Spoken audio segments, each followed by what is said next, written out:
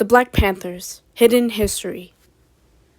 After the height of the civil rights movement, the loss of largely influential and powerful leaders during the late 1960s, such as Martin Luther King and Malcolm X, left the Black community at a state of both grief and anger.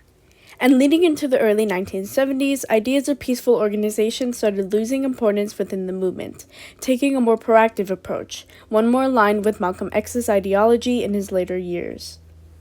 Leaders Huey P. Newton and Bobby Seale, following these ideas aligned by Malcolm, created the Black Panther Party, a Black community movement designed to combat the violence against Black people in their communities and to provide a more equal society for the disenfranchised.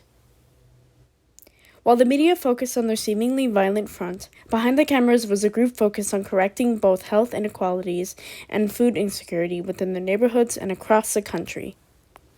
This photograph depicts one of the programs that were hosted by the Black Panther Party, the Free Breakfast for School Children program, which were one of the many actions of the Black Panthers that impacted the lives of the Black community during this time.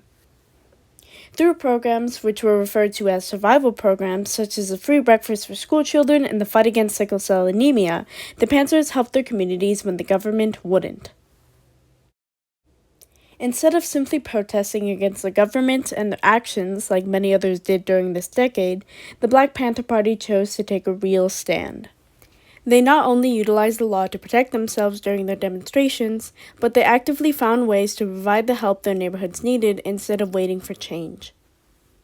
Their protests were powerful demonstrations of their intelligence and will to change the system.